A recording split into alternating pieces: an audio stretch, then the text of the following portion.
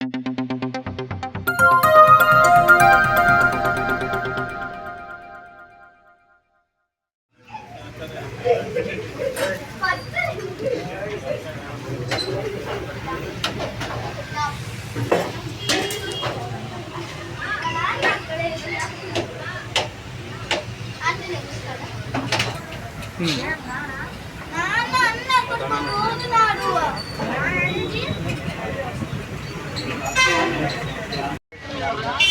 Sir, అందరికీ నమస్కారం.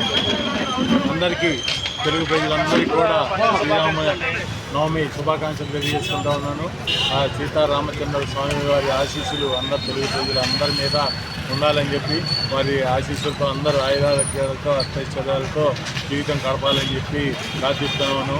అట్లాగే ఇక్కడ మా 35వ డివిజన్ పరిధిలోని పటాపురం మెయిన్ రోడ్ బ్యాక్లో గత సంవత్సరం మార్చి 31న శ్రీ ముక్తేశ్వర సహిత సీతారామచంద్ర స్వామి వారి దేవస్థానం నిర్మించడం జరిగింది.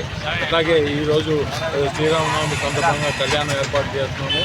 అట్లాగే శ్రీరామ శోభాయాత్రకి ఈ రూట్లోనే వెళ్ళింది కాబట్టి ఆ భక్తులందరూ కూడా వేలాది మంది భక్తులకి పానకం వడపప్పు ప్రసాదాలు ఏర్పాటు చేశాము. అలాగే పొద్దు నుంచి కూడా వందలాది మంది భక్తులు వచ్చి ఆ రాముల వారిని దర్శించుకొని తీర్థ ప్రసాదాలు స్వీకరిస్తూ ఉన్నారు. కొద్దిసేపట్లో కూడా ఇక్కడ కళ్యాణం ప్రారంభోత్సవం అవుతూ ఉంది.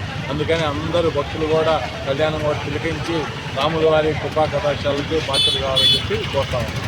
జై శ్రీరామ్.